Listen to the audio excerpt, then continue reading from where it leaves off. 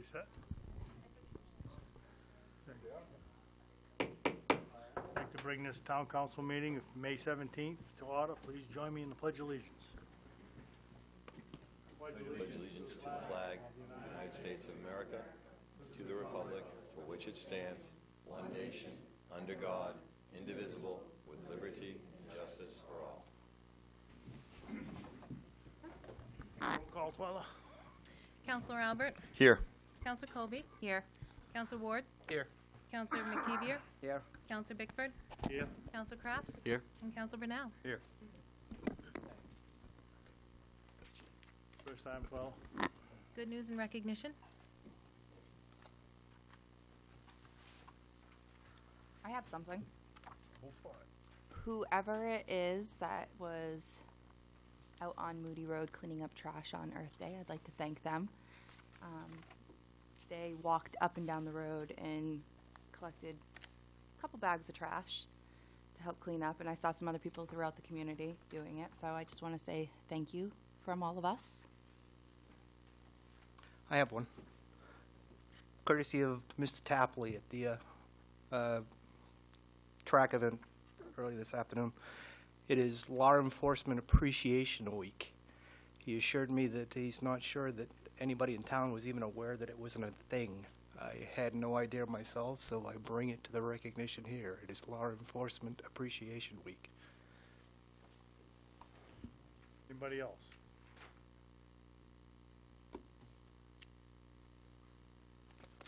Okay, Twila, next item. Would be a public hearing for Chula's license for Frosty's Donuts. At this time, the chair would open a public hearing and invite the owner to speak if they're present, and then the public would be allowed to speak after. Open the public hearing.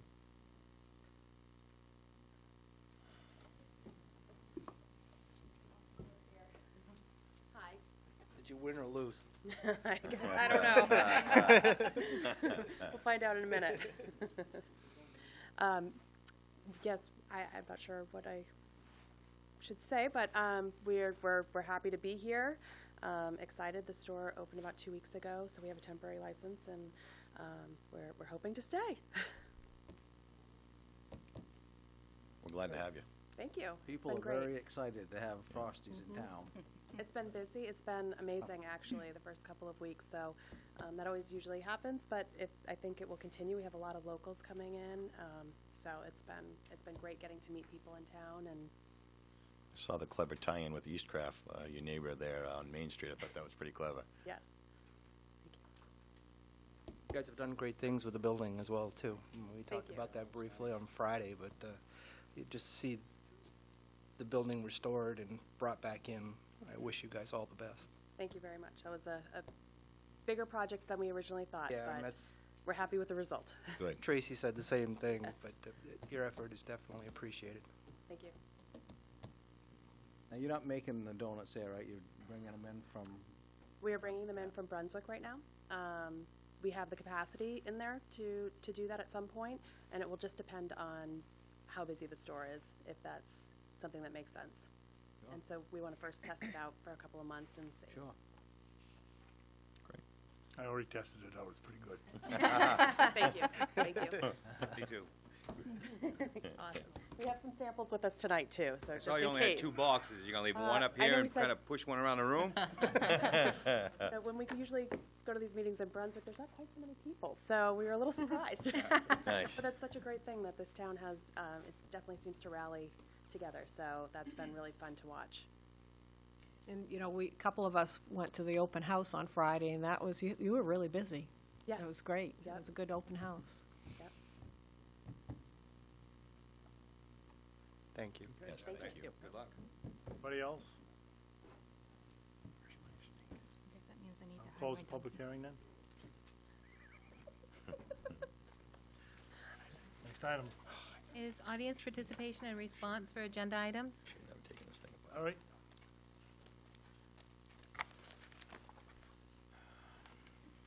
Larry Fillmore from Lisbon. Talking about the budget. In fiscal year 15, the approved operating cost for the town of Lisbon was $6,250,000. $156,593 tax dollars. In fiscal year 16, it went to $8,098,109, an increase of $1,941,516, almost $2 million. This year, the budget is $8,604,533, an increase of $506,424, half a mil, give or take. This is Lisbon, not Falmouth, not Cape Elizabeth, not Portland or Bangor. We can't afford $2 million increases of our operating costs, or $500,000.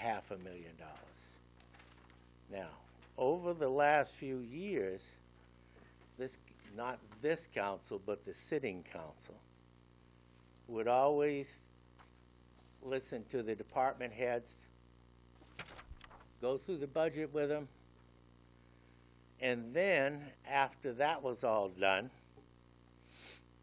would sit down and have workshops for about a month, month and a half. I believe it was the 12th of April when we finished with the department heads and the municipal budget. Since that time, we've had no workshops talking about the budget.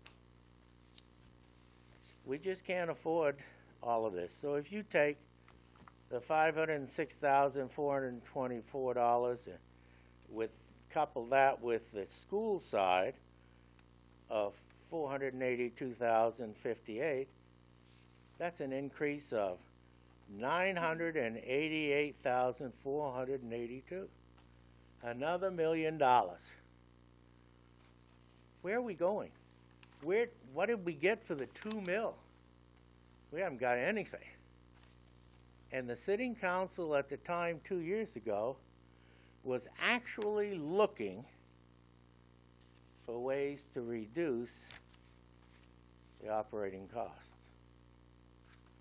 They came up with a plan, and their figures, not mine, was $190,000 could be saved if we went with the county for emergency dispatch.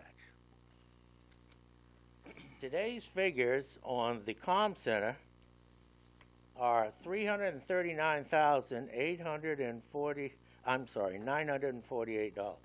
If you divide that by 365, we're talking about it costs us $931.36 per day.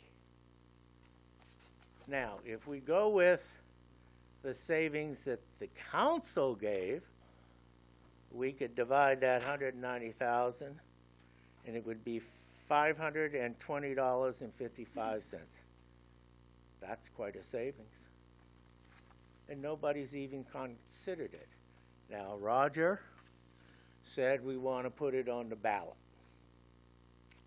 and let the people decide. We had town meetings. I think you can remember that, Roger, where the people voted on everything, and we went from there to the selectmen and down to the council here, and we elected you people to make the decisions. Now, I don't know why we're dragging our feet, but if you wait until November to vote on this, figure how much per day at $931.36 a day between now and November. And that's how much money we're wasting. Because if we get moving, we started moving and then we stopped because of a dog and pony show, okay? You people can look into it, research it, and you're going to find that we need to have the person receiving the emergency phone call, 911, do the dispatching of our first responders. Now we have to wait until somebody at 2500 picks up the phone at the comm center. I talked to the dispatchers at Androscoggin County, and they told me there are many times they can't get through on 2500 because it's busy. So how can we get our emergency responders out to take care of an issue if they can't get through to this comm center? This comm center is a middleman. It needs to be eliminated. We need to have responders get dispatched immediately upon receipt of the call at the time. Now, I was going to talk about the zoning amendment, but you and I all know this is nothing more than spot zoning, and the good old boys are going to do whatever they want. So it's a useless conversation. Thank you. Thank you, Larry. Anybody else?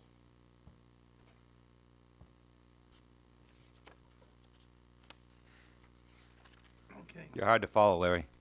Huh? You're hard to follow. Thank you. Next item, Twyla. Is the consent agenda? Was, Any counselor wanna wishing to ask- remove something may do so now. can we, oh, okay. Go ahead. That's, Did you have something you want No. to remove? I wanted to ask a question. Oh, okay. On the consent agenda, can we do them all at once? Yes, I'll read them all at once if you want. Okay. Including the addition, right? Yep, exactly.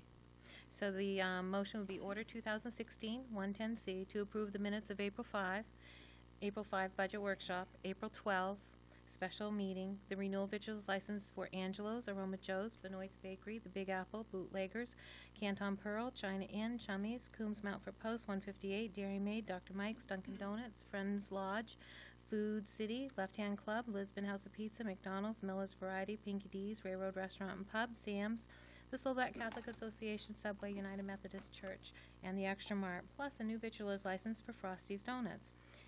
A renewal victualer's vendor mass gathering permit for the Moxie Festival, and a conditional victualer's license allowing an extension of time for filing for the Riverside Dairy Bar. Need a motion? I'll make the motion. Need a second? Second. All in favor? Order passed, 7-0. Next item, Twyla. Council orders, resolutions, and ordinances. Order 2016-111 to write off real estate taxes. On page 57 of your packet, we have the summary for this line, for this item. I just want to let you know, in the middle of the summary that has an account number and it has a dollar value, that was a holdover from something else. It shouldn't even be in there. So what this pertains to is a mobile home that had paid their taxes in advance because they wanted to get a moving permit, which they did. So we had estimated the taxes, I don't know if it was back in 14 or 15, but anyway, we estimated the taxes, and when the commitment took place, the commitment was a little higher than the estimate, so it left a balance of $8.62 on the account. So the mobile home has moved away, and on the form, which we're revising now, we don't have a new address, so we have no idea how to locate these people. So subsequently, a lien was placed on it, and that's how we caught it this year. When we sent out the lien notice, it came back as undeliverable. So we need to write off the real estate tax, including principal, interest, and costs as of March 17th, in the amount of $69.82 for account number 522. It's deemed uncollectible at this time. I'll make a motion. I need a motion. I'll make the motion. Second? Second. Discussion? Nope. All in favor?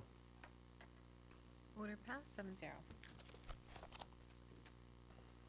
Next item, Paul. Order 2016-112, a zoning amendment, Route 196 corridor and villages. This is a first reading. A roll call vote is required. Dawn, would you like to say anything about this? Have Amanda here. Amanda, Oh. I'd rather listen to you anyways. Sorry, Dawn. Brought in the big guns. Burn. I'll try to make this brief, but I do want to just give you the overview so everybody's familiar with what we've put together. Do you guys have the maps? Yep. Right, good, because I didn't bother with the projector.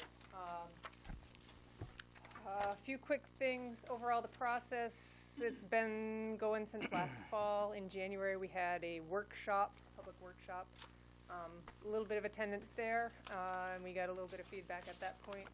The planning board worked on it some more, and we held the planning board hearing on April 7th. So that went very well. One important thing about the scope of which we were looking at is that we were only looking at basically Route 196 corridor area and the downtowns, and that is because this effort was actually something we've been postponing for a few years as needed follow-up from completing the 196 plan as well as the downtown plans. So we knew that there were some zoning issues that came up during discussions and planning for those things, so we wanted to make sure we addressed those first, and there have been more ongoing discussions about other areas in town to look at, and at some point whether or not a whole comprehensive plan review needs to happen. But for now, this is focused on the few key areas, again, just basically looking at those cleanup from the plan activities. So map 1, and I apologize to the audience, I don't have the projector up. Map 1 basically is looking right at the Knight Celotex area, right at the town line. The Knight Celotex property was not that long ago already rezoned from industrial to commercial, which seemed like it was going to be more appropriate given the site's conversion and the taking down the mill. And that map 1 is probably the most confusing, but it's basically trying to clean up that area a little bit. So you just have a continuous commercial area all along both sides of Lisbon Street on 196 in that gateway area, and trying to bring it forward to just along this street and not back in towards the neighborhood area. Map 2 is looking at basically the Warumbo site, waterfront all the way to Crafts. It's focused on changing the existing commercial zone of that waterfront to village zone. That's something that people we got a lot of, I think, response when we talked about the 196 plan in particular. We talked about how that whole corridor in the downtown has that village feel, yet we have all the waterfront zone for commercial. And thinking about the vision that people talked about for the 196 area and the downtowns, the kinds of activities that are allowed in the commercial zone no longer seems a good fit. The village zone allows for tighter lines, smaller lot frontages, a lot more flexibility on your setbacks, more village type uses and less industrial or commercial type uses. So overall, that one, we felt like that's going to be a pretty easy one to see the conversion and allow for better revitalization options. We do have a couple areas. Davis Street area, there are some environmental issues too with the overlay of flood zones as well as aquifer protection zones, and probably the types of uses allowed in village zone are going to be more likely to happen or a better fit than certainly the commercial zone. On the third map, that is the high school and the middle school. And this one seemed like also a pretty easy one. This, for some reason, the back portion of the school area, the middle school and the fields and such, had been zoned residential, general residential. And that zone actually does not allow schools. So we felt it was probably best appropriate to have all the school properties be zoned village. Village is what makes sense in terms of the 196 corridor vision in that area. It's on the cusp of commercial, but it certainly doesn't seem like a great fit to make that property commercial. So we propose to make that the same as the high school. And map 4 is in looking at Lisbon Village. The primary driver on this was folks, especially with the downtown plan update, wanted to see more options for small business on Village Street. We have talked about how, in the future, as we are able to get to revitalization in Lisbon Village, that one problem is, other than the lots right up on Lisbon Street on 196, all of those lots are zoned residential. So that was the first piece that came out of it. And essentially what we ended up with, we had several different variations of where the line was going to be drawn there. What you get in effect is the Village Street area is going to be proposed to be Village, and then you get some areas around that are basically a little bit of an extension back from Lisbon Street from Route 196 to extend the Village off of 196. That zone extended a little bit more. We initially had drawn a proposed line that went all the way up to Park Street, and we got feedback at the hearing that was too much, and that neighborhood back there really didn't want that. So we just cut that right back to keep it in the front blocks from Spring Street to Route 196. We also had Mr. Kelly came and proposed that actually Kelly Park and also those other properties that are nearby, but that Kelly Park could actually be rezoned to Village, which wasn't on our proposal, but it made sense to the board. It's obviously the landowners proposing it. We weren't suggesting it, and the landowner was having to respond. So after discussion, after the hearing, the board was happy to accept the idea of the Village. I think, again, it would be good as a commercial area, but it's also a pretty decent fit for Village uses. There are some potential issues that have been discussed since the park was established, whether or not the Aquifer Protection Zone was going to be a problem for business development. But I think the kinds of uses, again, in Village are probably going to be lower impact and probably better suited for this area given those environmental constraints. I think that's it for the zoning. There should be a couple of maps, proposed change to the future land use plan. This is in particular a little bit complicated because a couple of these changes required that the comp plan's future land use map needed to be updated because it is a requirement that what's in the comp plan, including the map, be consistent with your zoning. And the state advised that you want to be pretty close. You're not supposed to be, the future land use plan map is not supposed to go parcel by parcel. It's supposed to be rough area, but you want to be as close as you can to be consistent and legal. So they said that it was perfectly legitimate for these areas to do that parallel with a zoning change and a comp plan change, especially since none of the text or the content or the policies of the comp plan are affected by these changes that are being proposed. It's only the mapping. So you'll have 2 pages that just show a couple of areas that we will want to change on the future land use map to be consistent with the zoning changes that we're proposing. So if you have any questions or if I've skipped anything.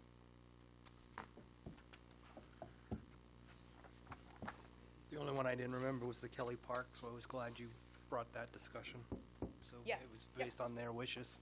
That was the only one I didn't remember. It was from the a little workshops. unusual. That seemed like more of a change than we kind of would normally expect at a planning board hearing. At that level, you usually have kind of some things are pretty well established, and that really got tacked on. But the board was perfectly happy, and landowner's happy, and it matches the plans. So I don't, there's no reason not to do it at this point. Right. I remember the tone up until that point that night was the fact is Kelly Park being its own animal because it could go either way. So getting their input in that is good. But that'll make a pretty large area for the Village zone in Lisbon Village that is now a little bit more off of the Route 196. So that's always, when you have that sort of strip Pulling the line of back. zoning just following the road, it's hard to really encourage some of the growth and opportunities just off of Lisbon Street. So I think it's a pretty appropriate change. Thank you.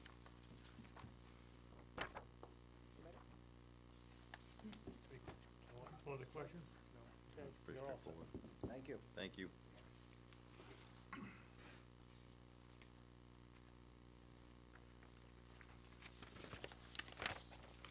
Okay, guess I need a motion? I need a motion? Make a motion that we accept. Adopt. Adopt. Need a second? I'll second. Okay, And Counselor Bickford, yes. Counselor Ward, Yes. Counselor Brunel, Yes. Counselor McTevier, Yes. Counselor Crafts, Yes. Counselor Kobe, Yes. and Counselor Albert. Yes. 7 yeas, 0 nays. Order passed. Next item 12. Order 2016-113, nominations to MMA's Legislative Policy Committee. This is if anybody wants to be nominated to the Legislative Policy Committee at MMA. What we would do is submit your name, and then there'll be a vote taken later on if anybody's interested. I think Mark Lunt was on the Legislative Policy Committee. If nobody wants to be nominated or wants to serve, then you don't have to take any action on this. I don't see anybody jumping up. Okay. I have You no. know? It's a one and done that we can talk about this at a future date and decide if we want to do that, or no, this is it. Yeah, you've got to Fine. send nominations in because They can have it's Kathy. got to be done I'm by, never- the form has to be to them by June 21st. Okay. This is an annual thing? Yeah, yes. When do they meet? Interested? I don't know how often they I meet. saw the requirement of time, and I'm They interested. will meet, I'm also interested in sleeping inside, and if I do this, my wife probably won't let me do that. Okay. So, Looks like there's no interest. okay. Next item 12. Order 2016-114, the municipal budget update. So I have emailed you, everybody, the latest update to the expenses, and I also included revenues. And then I also mailed out some subsequent forms to show you the changes from the initial budget presentation till now. And I showed where the line items either increased or decreased, or if there was just a line item change that didn't cause for an increase or decrease, and gave you notes why. I'm not going to go through all of that.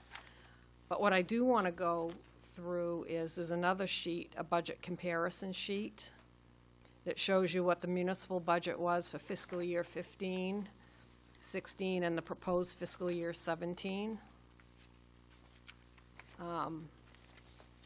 I just really want to note that the fiscal year 15 municipal budget was $7,403,402. Fiscal year 16 was $7,515,505. And this year, as of right now, the proposed budget is $8,109,195. And I do plan to make some more changes. I've identified some more areas before we actually have the final vote.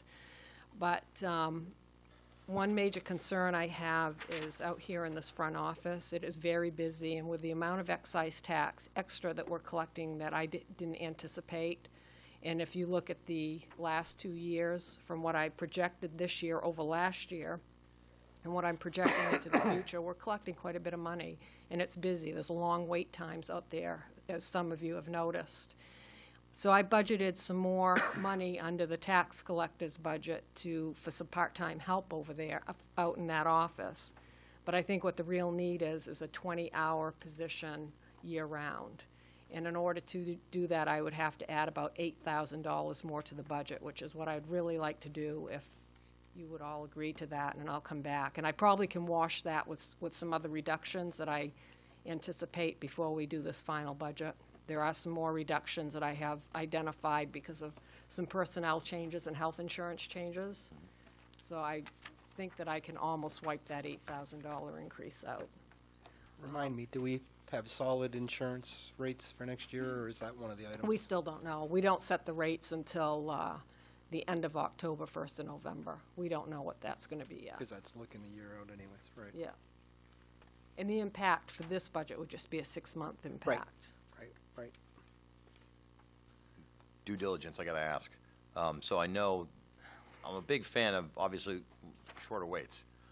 But I just want to ask, if we were to change the current staffing, instead of changing the current staffing model, if we were to extend day, so instead of being, because right now we're a 4-day-a-week operation, so if we went to that 5th day, would that, by stretching that out, that might alleviate some of the foot traffic and then maybe help things out? I don't think so. I think, number one of the reasons we're busy is because of the hours we have, because we're actually serving the people that work at the same time that we work. We have people waiting to come in at 7:30 in the morning. Okay. And most often, we're here after 6 o'clock at night because we're getting the working people that are getting out of work and coming. So we're seeing If we go back to those other hours, we'd close at 4:30. Right. And So we're seeing the, like you said, that's what I wanted to Yeah. understand a little bit better, where the traffic flow is coming from. Yeah, And but it's I don't- right in that morning and then the evening then. That's Right, great. right, but our increase is, we're getting a substantial increase in revenue here because people are buying new vehicles. They're not just coming in and doing re-registers, they're coming in with brand-new registrations.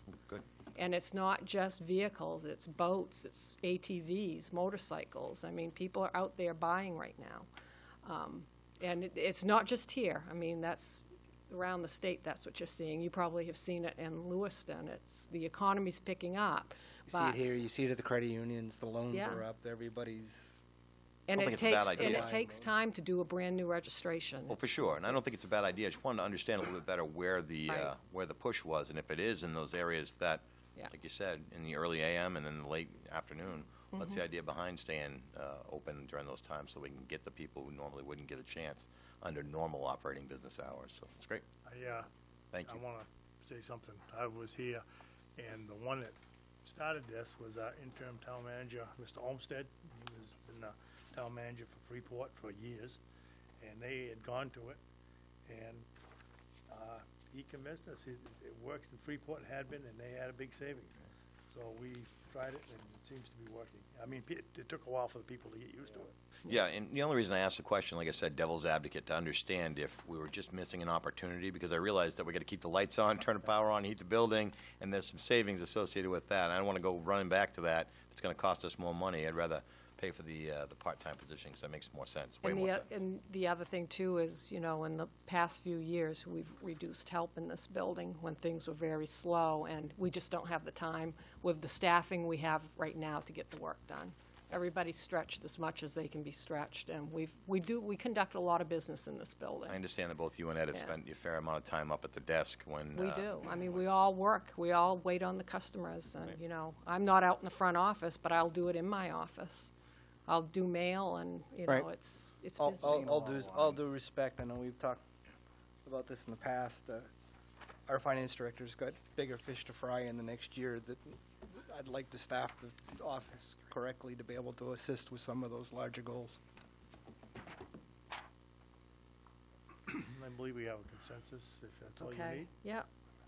So, again, this is where we're at right now, and I have outlined all the changes that I've made so far. On the revenue report, the excise tax for vehicles, we estimated $1,335,000 for this current year. We're gonna well exceed that. So I've estimated going into the new year, $1,400,000. So with all the decreases in revenue that we're seeing because of the changes like losing Green and losing Sabatis and not getting the revenue for the SRO from the school, we're still only $19,680 lower than this current projected year, with all of those taken out. So, and we've picked up revenue in other areas, and I thought it was going to be a lot worse than that. And the revenue part is going to come in when we set the tax rate. That's where it's going to help the taxpayer. The higher the revenue, the lower your tax rate is going to be. This isn't revenue that comes in and we get to spend it out. That's not how it works, because we budget our expenses and all we spend is what's in the budget. All this is going to do is help reduce the tax rate. And revenue sharing, we budgeted $520,000 this year. The estimated for fiscal year 17 is 602,000, so there's an increase of 82,000 in revenue sharing. So this is all going to help the tax rate when we get ready to set that. So that's where we are on the budget right now. And I do have some more changes that I'm going to be making before you vote on it on the 21st.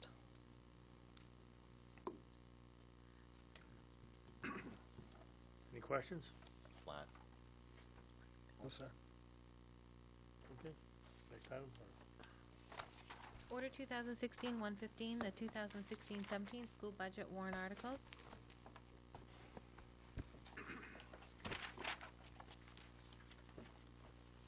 You two from Frosty's can skate out of here anytime you like.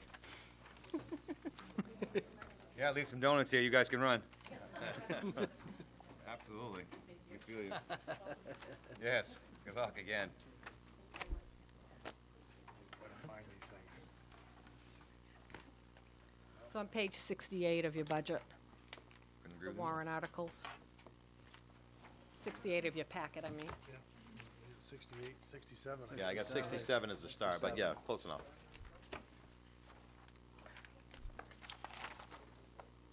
Oh, mine's backwards. 68's before 67 in my Oh, packet. flipped it. Diane, I was looking at mine, says 68, and I was like, where's 1 and 2? I kept seeing 3. I was like, I where's know, 1 and 2? It's, yeah. Just, the page got flipped. Before we get going, I'd like to, on this, I'd like to, say something. She hasn't got this. This weekend, or last week and this weekend, there's been a lot of discussion and a lot of trying to find more money for the school, and especially for the 2 teachers. And it's been quite nerve-wracking for me, trying to, coming up with different ideas, and the council has come up with different ideas, but a lot of them we just couldn't do.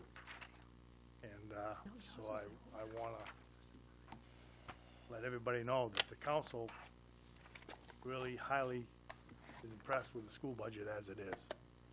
And, but as of now, there's just no way that we can find the extra money to help out. And I've had consultations with all the council. And I think it would be in the best interest, even though maybe I don't like the idea. I think we'll just vote on the budget the way it is. So that's all I got to say. So how do we do this? We go by article? Would you like to have me read Article 1 and then you Yep. make a motion? Yeah. Roll call vote? All right. So Article 1, public funding of pre-kindergarten to grade 12 as described in the Essential Programs and Services Funding Act. To see what sum the council will authorize the Lisbon School Department to appropriate for the total cost of funding public education for pre-kindergarten to grade 12 as described in the Essential Programs and Services Funding Act. Recommended $13,309,099. And to see what sum the council will raise as the town's contribution to the total cost of funding public education from pre-kindergarten to grade 12 as described in the Essential Programs and Services Funding Act in accordance with the Maine Revised Statutes, Title 20A, Section 15688. School Committee recommends $4,380,325. I need a motion. Make a motion to accept. Need a second. Second. Roll call. Roll call. Counsel Albert? Yes. Counselor Bickford? Yes. Counselor Crafts? Yes. Counselor Ward? Yes. Counselor McDevier? Yes. Counselor Brunel? Yes. And Counselor Colby. Yes. 7 yeas, 0 nays. Order passed. Article one? 2? Yep. Debt services. To see what sum the council will authorize the Lisbon School Department to raise and appropriate for the annual payments on debt service previously approved by the legislative body for non-state funded school construction projects or non-state funded portions of school construction projects, in addition to the funds appropriated as the local share of the school's school administrative unit's contribution to the total cost of funding public education from pre-kindergarten to grade 12. Amount recommended, $475,094. I need a motion. I'll make the motion. Second. Roll call. Counselor Colby, Yes.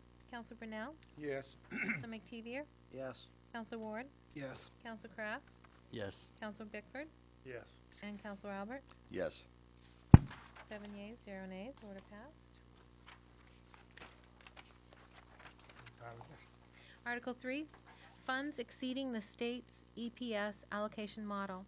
Shall the town of Lisbon raise and appropriate $1,061,309 in additional local funds, which exceeds the state's essential programs and services allocation model by $779,992 as required to fund the budget recommended by the Lisbon School Committee.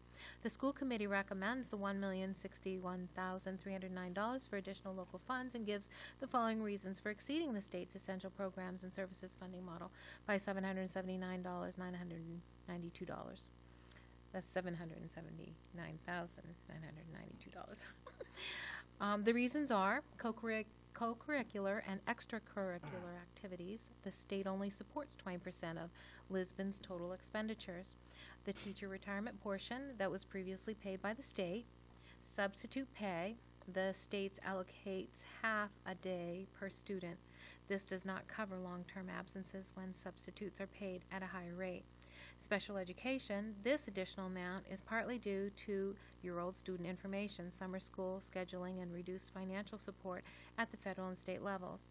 Nutrition or lunch, the state does not provide any subsidy to cover the expenses in the general budget. The transition funds also include in the additional local funds is the transition amount that is due to the state not providing the full 55% of funding. The school committee recommends $1,061,309. I need a motion. Make a motion to accept. Second. Second.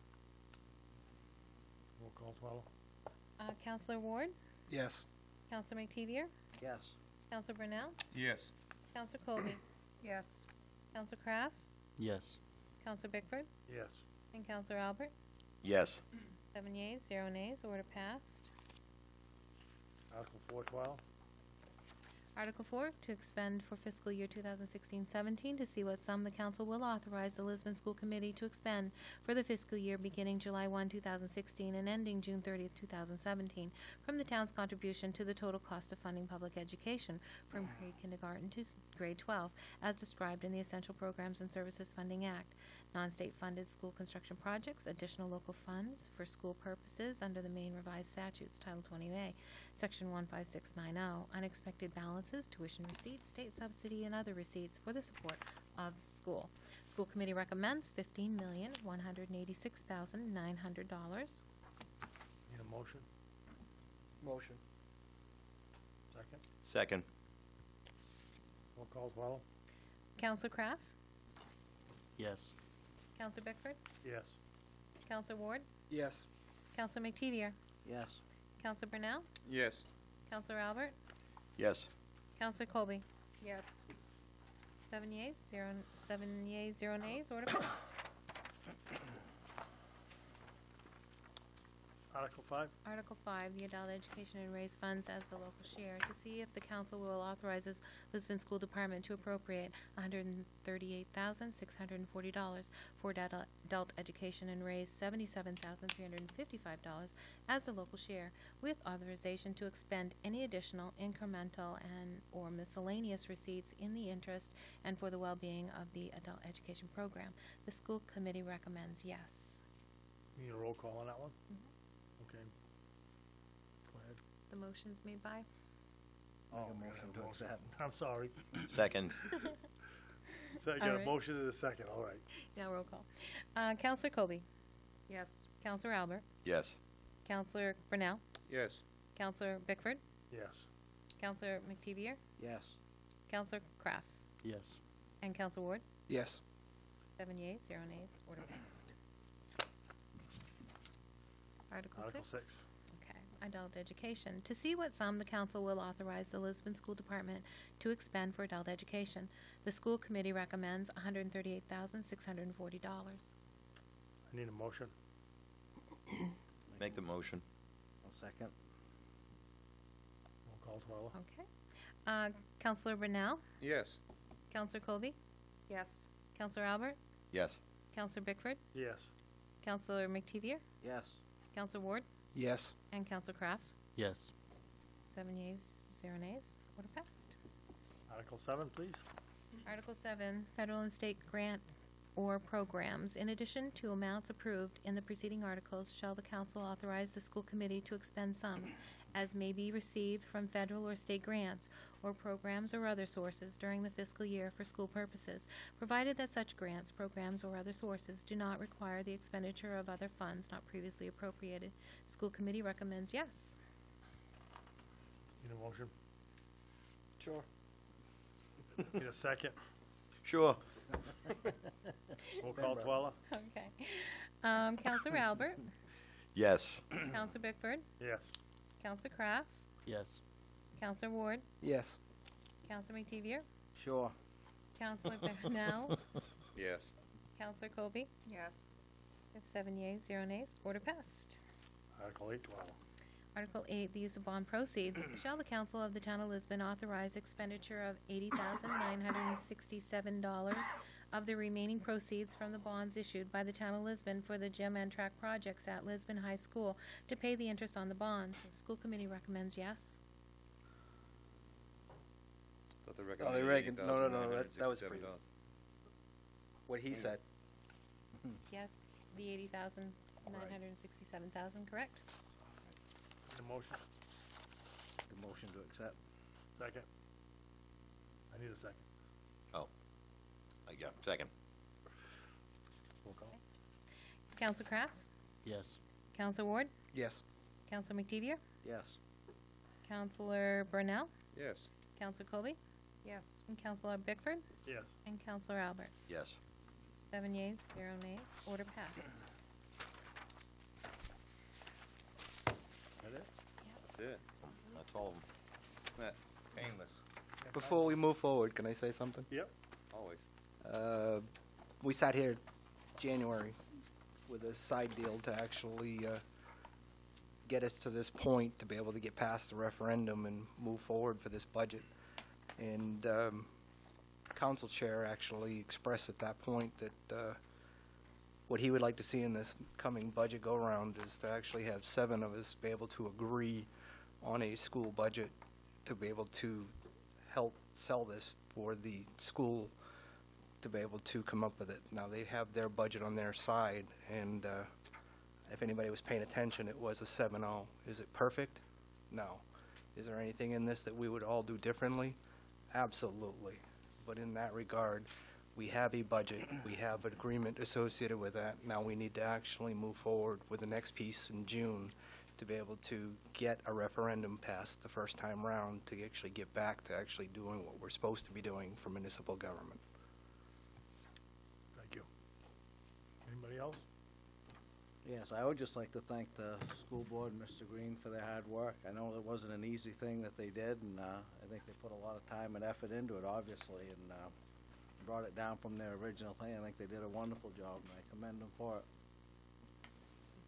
I just want to jump in real quick and say thank you as well to the school committee and my fellow counselors. I know there's a lot of trepidation going into this, and I was really proud to be able to work with all of you guys on this.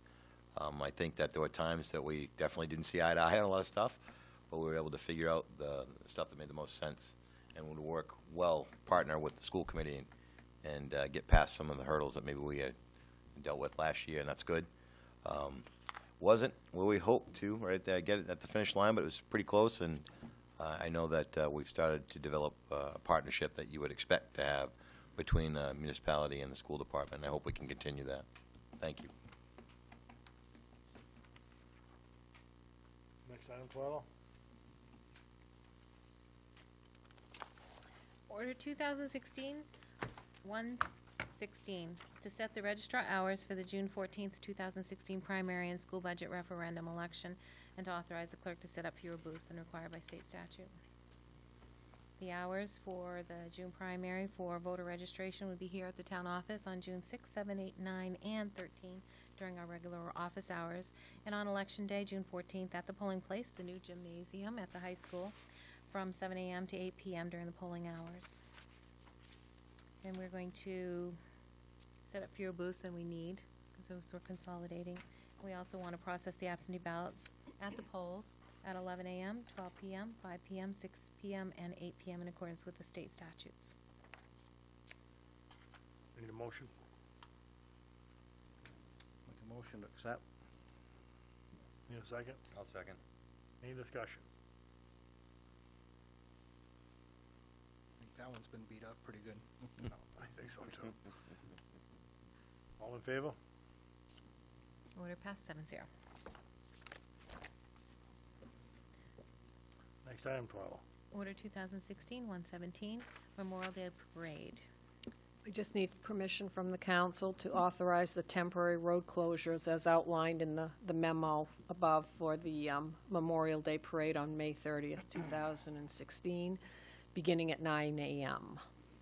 until the parade concludes. Need a motion? I'll make that motion. Need a second? Second. Any discussion? Yeah, I'd just like to let Mr. Ray know, even sitting in this chair, they still look for me to march in that parade. Just so you know. I appreciate that, sir. All in favor? He is our scoutmaster for Troop 109, just to get the joke, folks. Order passed 7-0. Go, Mr. Ray. Next item, Twyla. Order 2016-118, the mailbox policy.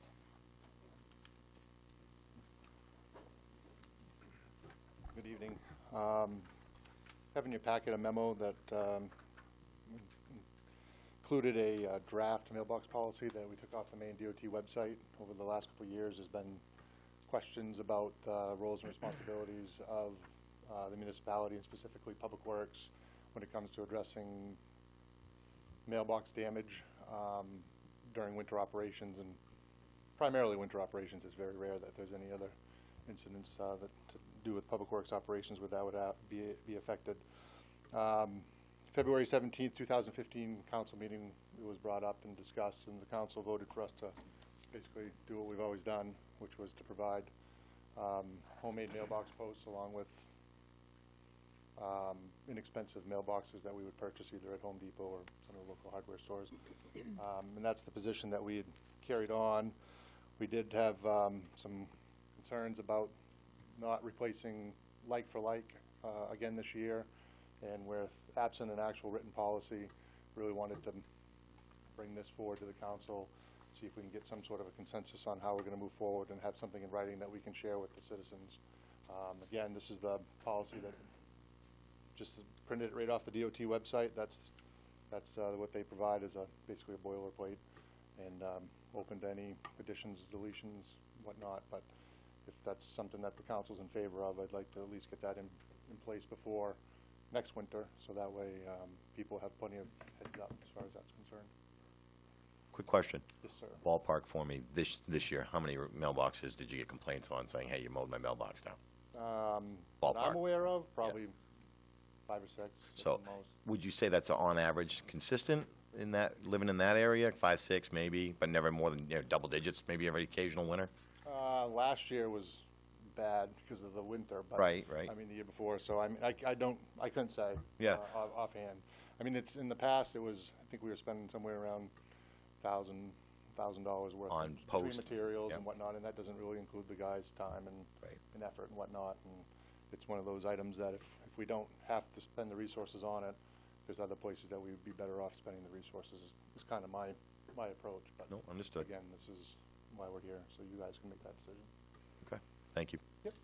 Now, when you have one that's, like you have a couple of pictures here of different ones, one looks like it's too close to the road. I mean, are we replacing the ones that weren't set right, or? In general, if we whacked it, we took care of it, because that was basically the way it had always been done.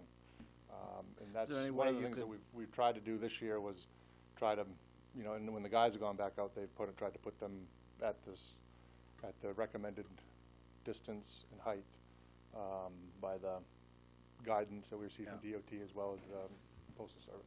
Well, maybe we could give them a notice if we happen to see one that's like that ahead of time. During the summer, you see these ones and stop and say, you might want to move that back, Yep. or if the thing gets wiped out, we're not replacing it for you. Well, and I think that's the point of the policy, is Right. that we can then notify them with something Right. that documents Are that. these pictures from the town? No, that's everything, that's the complete package. I was gonna say, printed if off it was a DOT. mailbox out on the road like that one on the bottom there, it never would have been there. That's the one with the sidewalk? Yeah. Running with Eric's idea, it's exactly it. So I'm hearing what you're saying. If we put the policy in place, then in the summertime, when we do identify some that are potential hazards for the winter, we can give them a friendly reminder from the town, along with this fine policy that says, we're going to warn you here in July, just to let you know, that's probably going to get mowed down if we get a good snowstorm and it gets buried. Right. We're going to hit it. And it's going to be something you're going to be angry. You're going to call and we're going to say, remember that notice we sent you back in July? So I get it. I see where you're going with this. Are you happy with the DOT? I didn't see, I regulation? mean, yeah, I read it again today in preparation for tonight, and I really didn't see anything that stood out. I mean, it was, some of it's, I mean, the biggest thing is that it's not just, you know, the pavement or the shoulder. You need to be, I mean, the common sense part of it that, you know, they really make clear is that you need to put the mailbox as far out as you normally see the snow pushed. Yeah. So if you live on Ferry Road or someplace where you see the banks get winged back, you need to have your mailbox out of the way. My ask with that is, what about the post office's side of things? What are their requirements? Are they going to get, like, they're going to say, so if somebody moves it back inside of a certain area, is the postal carriers going into a driveway, or what are they? No, it's all, and that's what the language in the, it's two things. It's still within the right-of-way, which is why the town has any sort of say at all. Right. But it also is, you know, off the shoulder, so the post office can get their vehicle off the shoulder to a point. I mean, and that's the other issue. I mean, that if and we've had those instances in the past where it gets washed out from them pulling in next to it, it's the shoulder of the road, then we end up going out and fixing that as well. So it's kind of trying to eliminate some of the effort in the spring with going out and putting mailboxes in, and also have something that we could educate the public on. This is what the expectation is from you, and this is our, you know, the expectation from us. So that way everybody knows their role and responsibility. Fair enough. The interesting point that I got in that was there are clear things you don't want mailbox structures made out of. If a V-plow, I think, was one of them listed, I'm going, yeah, okay, obviously that intention is it's going to survive you hitting it, but it's going to do damage to whatever hit it, too, so. Yeah. And one of the there's big some ones of in that. DOT is, I mean, they haven't clearly figured out a way to handle it all either, is the granite posts. People want to put their mailbox on a granite post, and that's considered a deadly fixed object according to their definition. So Right. I mean, we ran into that when we put the granite posts up for the town signs, and we had to go and set some of them further back so they were outside the safe zone, or within the safe zone, however you want to put that. So that way, they were happy, and we were still able to advertise the community the way we wanted to. So, just trying to have something. I mean, there's nothing in writing right now, and the way we always used to do it is open to interpretation. So that's kind of one of the things that we wanted to address. I'd like to see probably just go by the DOT regulations. Mhm. You know, and then if they do see something, you got patrols out every day, so, you know. Between the sweeping and everything else, I Right. mean, there should be, it should be easy for us to take care of that. I think if we do adopt this, we should make an extra effort to, because the one thing we'll hear is that I didn't know about this, I didn't know this happened, so let's make an effort somehow, some way to push something out to the public, whether it be splash page on the website, or something that lets folks know that, so that they're aware of it and they can make the changes now before the winter hits. Well, that was one of the specific, I mean, I reread the minutes from that previous meeting, and that was one of the specific items, was that to make sure that people had advance notice, which is what we're trying to do. Excellent. Thank you, sir. We need to make a motion on this to accept it. Yes, to adopt the policy would be, DOT policy. if I you will, would like to. I need a motion to adopt the DOT mailbox policy. Make a motion to adopt. I'll second it. All in favor? Order pass Thank 7-0. Thank you. Next time, Paula? Order 2016-119, 630 Lisbon Street, tree removal. I believe you had photographs, hopefully they're Yeah. visible or legible. We had a request from a gentleman at 630 Lisbon Road. He'd like to cut some trees that are technically on the town's property. The town's property, quite frankly, is a drainage ditch in an area over by Bowden, between Bowden Street and Route 196. The trees are be minimal impact. He's going to pay to have it done and clean it up, and it's just to eliminate the branches and everything falling over onto his boats and other stuff he has parked there. So it's just a request that he needed to have permission to be able to hire someone to go cut on town property. So we need permission from you. We don't need them trees or anything, right? There weren't much to brag about, no. Pretty set. Yep. I need a motion to, Second. all in favor? Order passed 7-0. Thank you. I hope he had planned to do it on Sunday, so hopefully he can still get his guy, because I told him he had to wait till tomorrow. Next item, Twyla. Order 2016-120, award paving bids. I don't know what the pleasure of the board was when I went out to bid, honestly, without having a budget that was completely in place, but we're back with the bid results. I was very, very happy with the prices that we received. Actually surprised that we had enough money to do everything potentially. I think when I came to get permission to go out to bid, discussed that I'd met with neighboring communities, resident paving expert, and we drove around and looked at all the projects, and he made recommendations. And so we did change up one of the roads. One of the roads that didn't get changed in the initial bid document that went out, and that was Gartley Street. I've had feedback, multiple different people, as well as from, I say his name, Wes, from Lewiston, that Gartley Street would probably be a better candidate to be reclaimed and then receive a pavement overlay and a surface, or even just a base pavement. Diane and I talked about it today. I mean, we received the totals for all the bids we received is $399,272. There was the Gayton Road project, because I changed that one at the last minute too. I actually used the estimated tonnage from Gartley Street, so it was considerably lower. So with the actual project cost for that street will be higher than what was in the estimate by about $23,000, 620 tons instead of 240. And this was to do everything: grind, base pavement, and surface.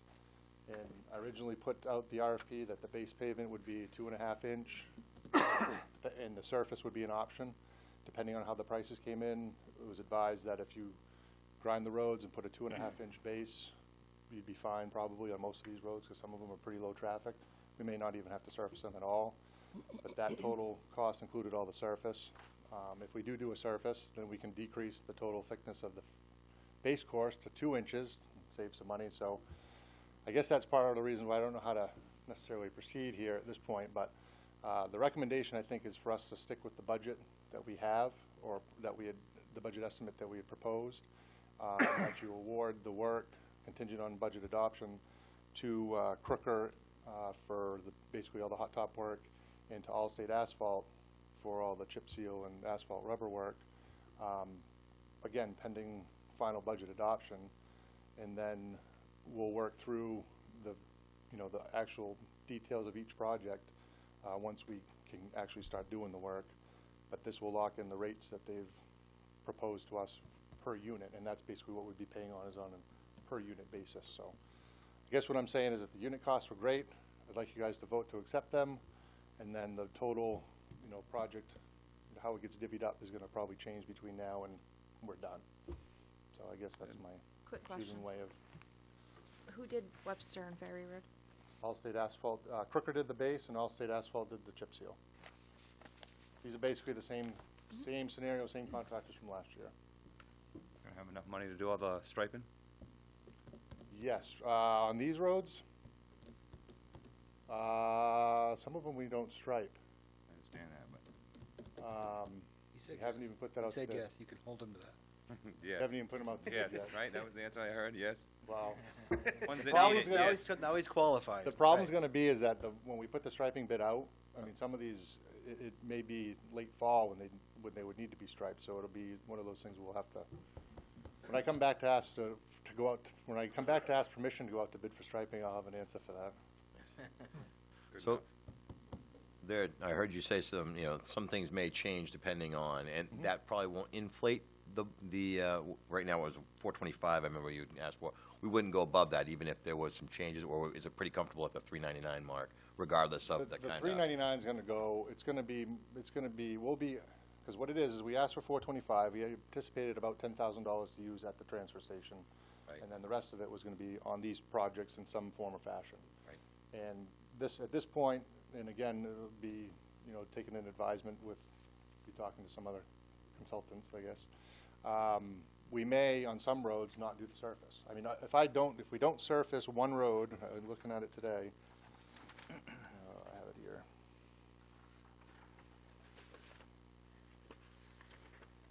Yep, I do.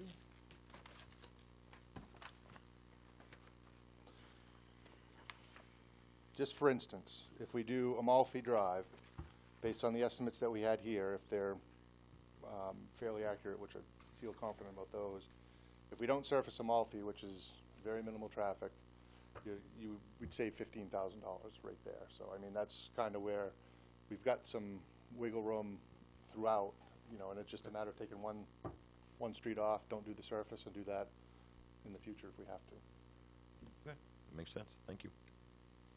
And when you say solid waste, you say inside the fence, or is it the public works garage going up that corridor where the buses are? The original request was for inside the fence, but we'll be looking at I'd like to, if we can, I'd like to reclaim part of that more than likely and then pave it. Yeah, I would be on board with that too. Anything that helps with the infrastructure, with new traffic patterns with the school, that would be helpful. Absolutely. It's pretty Part of that problem, and I think you guys talked about it at a recent Yeah, I meeting, don't want to revisit that one. property. Yes. Yes. Okay. Yes. Yeah. So you're talking about not doing any Well final said. Well coat said. Not. on Amalfi? Maybe. We're not doing it. I'm just saying, and that's an example. If we decide not to do a surface, we'd stick with a 2.5-inch base, 12.5 millimeter, 2.5-inch base, and not surface Amalfi. That would save $15,000 to be used someplace else. Because Amalfi does need a hug and a kiss.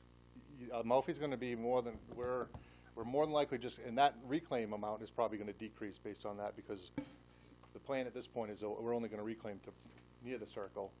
The circle will end up being excavated and gravel put in, and then, so that won't be reclaimed, which then we don't have to pay the contractor to do. So that's on the lower traffic road you're thinking about, not, That's just, that that was one. Well, you don't have to put a coat on lower traffic. There's some wiggle room, I guess, is what you're saying to us, is that ultimately you can make assessments based on where the money's at. If the Right. money, at this point, you ask for X, and according to the bid you got, came in well below that. Right. So if something was to change along the way there, you could get creative if you had to still stay within inside of that budget number. I guess that's what I'm fishing for. 425, I think, is still a good number. Great. Refresh my memory on Gartley Street. Is that going up and then around Just up. It's 700 feet in, so it'll be just as before it turns. to the right-hand turn? Yep. Yeah. with the list that we got, which is a pretty good list, so it's encouraging to see that we're getting paving done. Going at the rate we're going now, if we keep putting in what we're putting in for money, how long will it take us to get caught up on these roads and get I us had back? that last time we met, and I forgot it. I didn't bring my little 18 years. Bring my cheat sheet. It's still going to be a long time. Still gonna take a while. Yep. At least we're making some progress now. I mean, Yes, at this forward. point, we're going, I mean, it is absolutely, I mean, this is, to me, like I said, I was a little taken aback and surprised that the support was there to continue at this rate. And I think it's the right thing to do, Yep. for sure, based on the condition. Have you that we're taken at. a look at our roads? I have, and that's what I said. I mean, Ready, set. Go ahead, Roger. So, Ryan, what do you need for a motion? Do you need what we put for the recommendation? Correct. 425. Well, no, it's less than that. 399. $399 is I guess my request would That's- be for the council to award, based on, award the paving, the mill, the grinding, the grading, well, I don't know how you want to say that. Basically, all the paving work to Crooker based on their bids, and then all the chip seal, which is basically the surface treatment work, to to Allstate Asphalt based on their unit costs that they provided us. And I can rattle those off. if you'd We like. have that, we've Yeah. got, Yep. Yep, but we it have doesn't total the 425, it's the No. three. So our recommendation is probably the right one then, because we Right. did list that out Award the paving separate. project to Crooker Construction in the amount of $289,082.54, and chip seal AR Sam projects to Allstate Asphalt in the amount of $110,217. No? No. No. No. You're gonna, Okay, No. so we, That was a okay. that's what we had for recommendation, that's, No, I'm asking for you to award the paving bids based on the bids that we received from Crooker and Allstate on their unit costs, because that's where there's gonna be some flexibility. If we don't do one So the of 289, 110 may switch. and may be go good. up and the other one may go down. Right. or okay, so some we don't combination. attach a dollar figure, just Okay, say on unit so- costs, okay. I modify my motion to state it as such, the effect is to award the bids to Crooker and Allstate not to exceed $425,000. I'll second it. All in favor? We I'm took still the not one- gonna do anything until budgets. Right, voted and right. We know, approved. we're just Okay. giving you, Well, in that case, I mean, the reason why I say that is, I mean, I am Or second it, right? a little, my only apprehension at this point is the sheer amount of work, in that we've got to get started right away with our crews doing what we have to do to prep for them. So that's all that's why we needed this decision kind of right away, so we could get started. Can you talk a little bit about Davis sidewalk while we're talking about that, and Yep. At this point, the intention is for us to be meeting with Oliver and Associates to lay out the preferred path and scope for that Davis Street sidewalk, with the intention that we can start that as soon as probably the second week in June if everything goes well. But we'll be back to you, I'll come back to you on the 7th, most likely to request permission to move forward with the project based on what we finalize for a scope and some dollars, financial aspect of it as well. Thank you. thank you. Next article, Twyla? Order 2016-121 to schedule the municipal budget public hearing.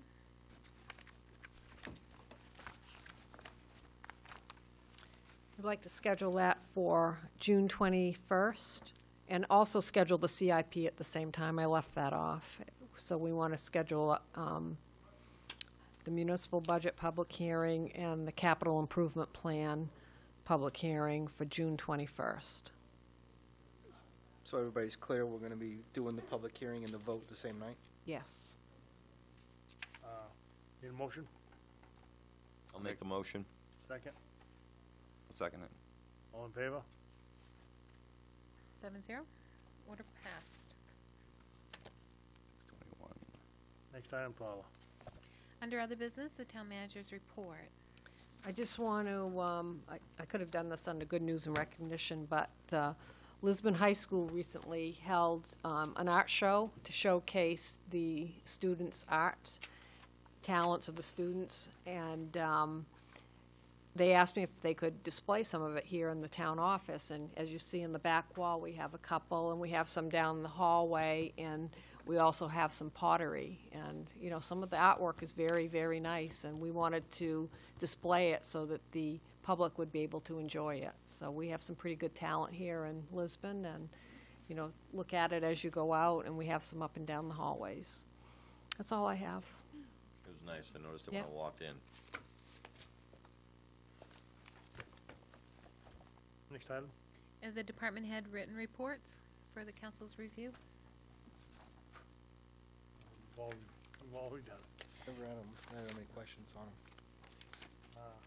No questions on them? Nope. Next item, Twyla. The department head oral report, assessing, Kathy Malloy.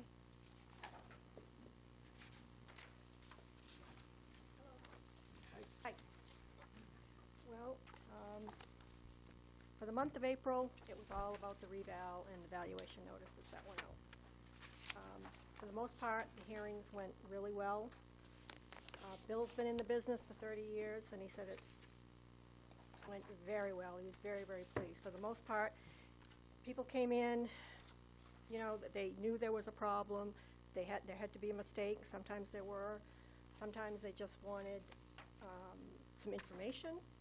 and a lot of them needed a visit, and they're still working through the pile right now, going, like last week, I think they did maybe a dozen different visits. And he's coming in again this Thursday to continue that process.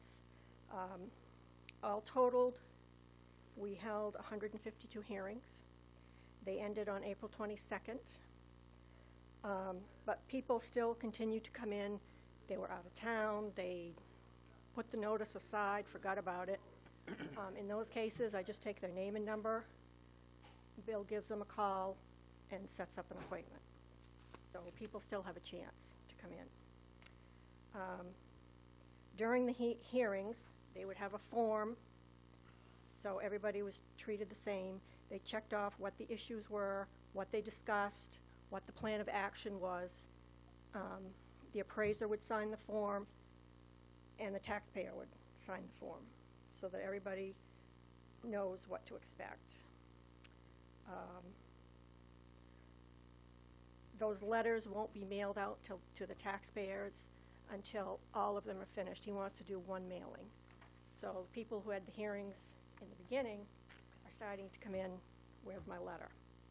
And I explained to them he wants to do one mass mailing so that everybody gets the information at the same time. It's been an interesting process, and I would say probably property tax is one of the most misunderstood taxes out there. And I was surprised to discover that 40% of all the taxes paid in the state of Maine are property taxes. I would have thought that would have been a lower percentage. 28% are sales tax, 22% is income, and the rest is all different little taxes. So property tax is a big chunk. It comes in one big bill, and people at the town office or on the front line, they have somebody to come in and complain to. Unlike when you pay your income tax, it's just somebody in Augusta, you don't know who to talk to. Values. Article 9, Section 8 of the Maine Constitution requires that property taxes be assessed equitably and according to just value. And the Maine courts have determined that just value means market value, what a willing buyer would pay a willing seller. And a lot of people don't understand how we come up with the values. It's a lot of information. There's a lot of data to process.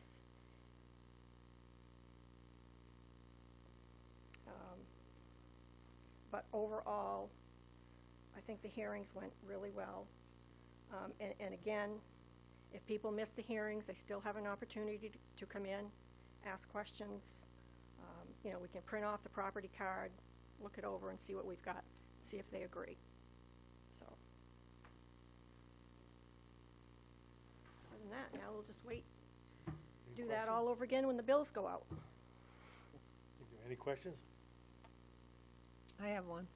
How many more homestead exemptions did you issue this year? On an average year, I usually do maybe 30. We did over 100 this year. So that's really going to help Yep. the taxpayers Yep. when we do the commitment. And they're also going to see an increase in their homestead exemption. Yep. And they'll get the full 100% this Right, year, they'll get which will be the 15,000. 15,000. And next year, it'll go to 20,000. Yeah, so that's huge. And the veterans exemption also Yeah. Yeah. will be at 100%. That didn't change, though. That's still No, the it's still 6,000, right? 6,000, yeah. Yeah. So that's going to help when we send out the tax bills. Well, I got mine in because she told me to put mine in. Well, you know, and a lot of the credit for the homestead exemptions go to the ladies at the front counter. Because when someone comes in and pays and they look up their account and see they don't have a homestead, they say, hey, fill this out. Yeah. Yep. So they caught a lot of them. Yep. And when we were going through the foreclosure process, all those properties we foreclosed on, if the people were actually living in them, we made sure that they, if they didn't have the homestead, we made sure they got an application. And I've even chased somebody out in the Yeah. parking lot before. I realized after they left, wait a minute, you don't have this, so, yeah. Now, Tried is it true that if you purchase a house that already has it, that it doesn't transfer with the new owner? If you purchase a house, everything is based on April 1st, so it's the status of the property April 1st. If you purchased a property after April 1st, if the previous homeowner had the homestead, it stays. But if come next April, if you Yes. haven't applied for it, it will no longer transfer with you until Right, you do? Right, Okay. right, right. That's true. Yep. I'd like to thank you for assisting all the people that have come through. I know there's been much discussion associated with this revaluation, given the delays, but the amount of direction and resources that you've put forth to this is definitely appreciated. Specifically regarding the homestead exemptions and the veterans, that's been the topic that I've heard most often associated with that. And to reiterate to anybody that's listening and living under a rock, you still have an opportunity to come in here or be heard before the tax bill arrives. I encourage you to take the opportunity now rather than address the shock value when it comes. Thank you, Ken. Thank you.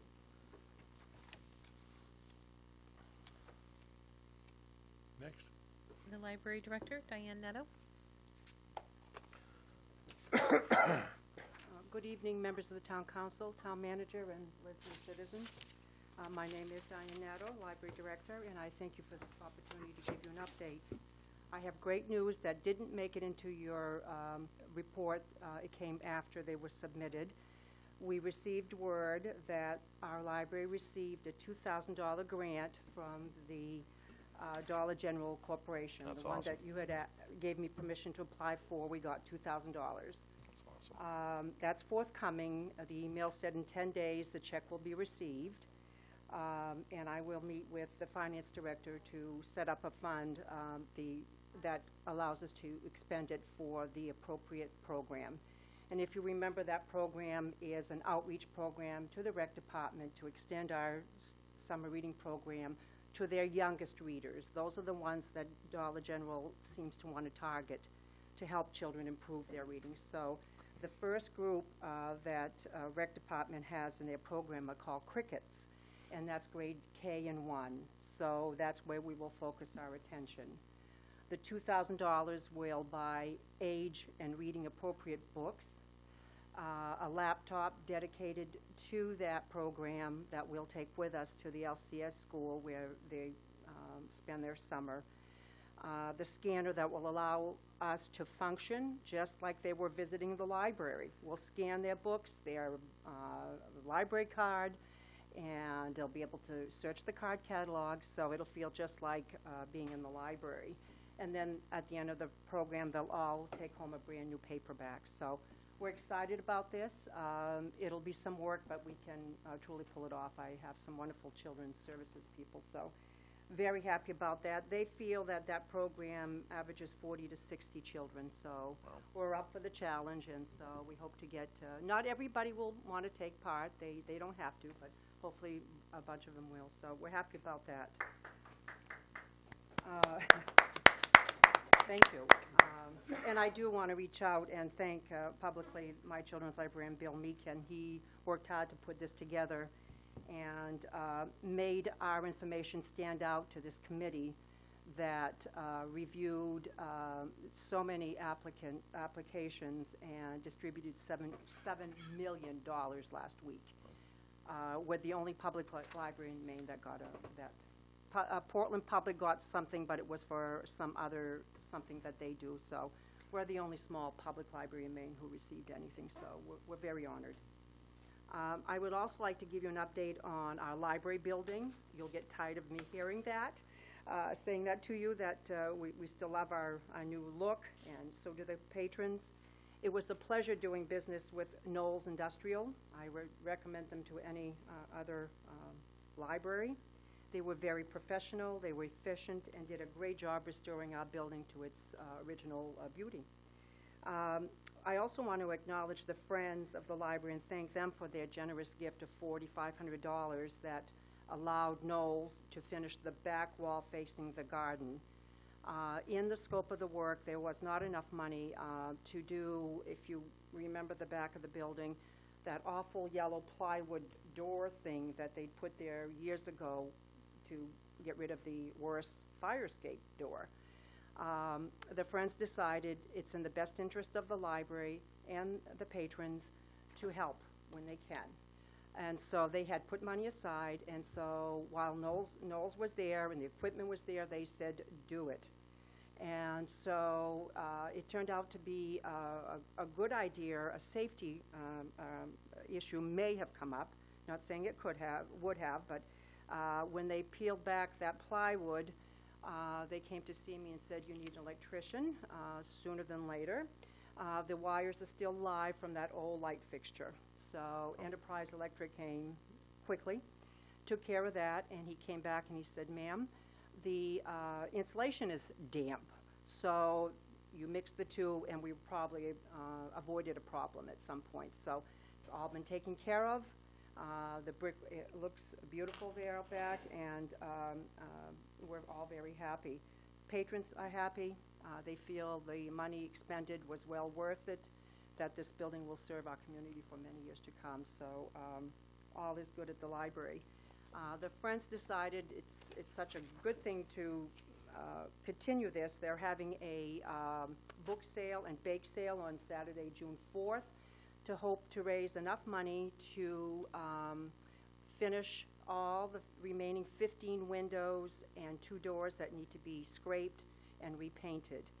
And and a new light fixture in the front. We have a big old light bulb that is very unattractive, so they'd like to replace that with a historically appropriate light fixture. And then our building truly will be the gem on Main Street, so we're very proud of that.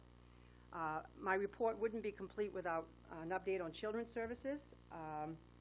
We continue our weekly programs. There's been a bit of a decline, but spring sports are here and spring events, so it's not a big deal in the sense that you'll pick up with summer reading program. We will continue story time, Legos, chess, and science club throughout May and June, and then put those on the back burner for the rest of the summer, and we'll continue to work hard for this summer reading program. We'll focus our energy and time with those programs, Tuesday afternoons and Thursday nights. So all the artwork is done, the reading logs are done, all that has gone to First Choice Printing for publication, and that will, a duplication, that will come back to us in time. The rest of the staff is working on weekly craft and science project ideas, and those will be done as well for June 21st, the kickoff date. On that date, we will host an organization called Wildlife Encounters of New Hampshire, and they will be at the MTM Gymnasium, and that's to accommodate the large number of children and families who've already shown interest in attending this family-friendly program. We had planned to use the Masonic Hall, but quickly realized that local families are very excited about the following animals that will visit Lisbon: a large lizard, an Arctic fox, a wallaby, a turtle, a tortoise, a large bird, and the star of the show, a giant rabbit that looks something like him. The children are excited, their parents are excited, grandparents are excited. Holy Grail. Tis but a bunny. And that's who's going to visit. Look how they're gigantic. Steroids will do it for you. This is your And change. it's not an overweight bunny, this is a giant rabbit. My governing board thought it was just a rabbit that's overweight. Pretty good sized keychain hanging off the windshield. Breed of rabbit. Really? Isn't he Yeah. wonderful? Good. He's coming to visit on the 21st, Yeah. and so Good luck there's charm. so much You got a good luck excitement charm, make you walk with a limp. that we've moved our event to the MTM Center to accommodate as many people, families as we can. The 21st at 1 o'clock at the MTM Gymnasium. It's a program the Friends are paying for, they're well worth. They're a wonderful organization, and We hope that there'll be photo opportunities with the rabbit, or the lizard, if you prefer him. Right.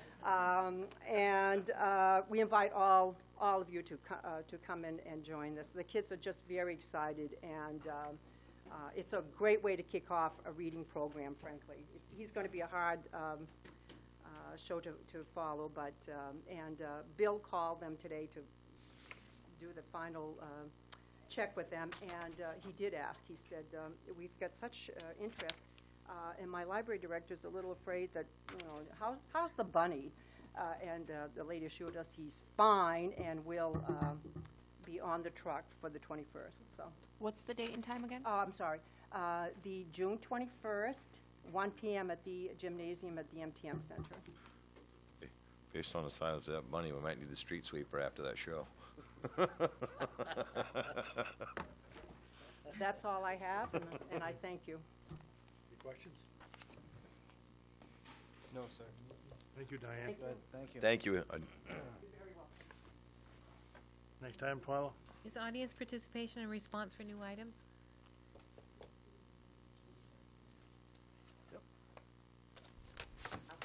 Just like to say that the planning board has scheduled a public workshop for next Thursday, which is May 26th at 7 o'clock at Lisbon Community School. And it's a public workshop, not a hearing. And we would just like to hear from residents about possible zoning changes regarding Route 9. So we'd like everybody to come and hope to see everybody there. Thank you. Thank you. That's at LCS? Yes, it is. So we're expecting a lot of people. Be there.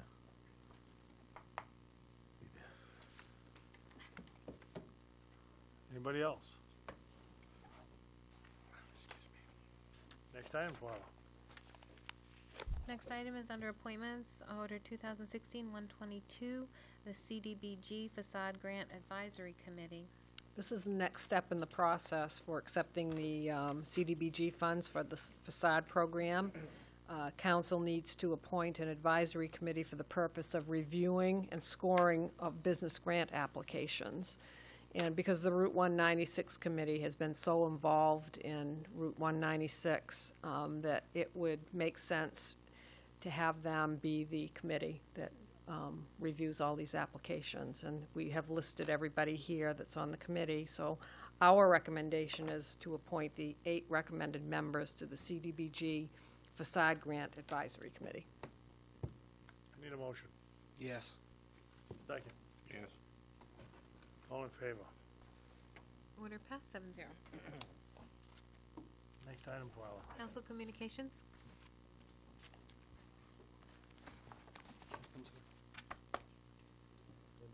No, I'll throw one out there. Just wanted to thank $2,000. I didn't say it before you ran away from the podium, and I don't blame you. I'd run too. $2,000. I know that was a quick. It all kind of came together real fast. That's really something else to be able to offer that to the kids of this community. So I just wanted to hats off to you and all your staff who worked hard to get that done. Thank you very much.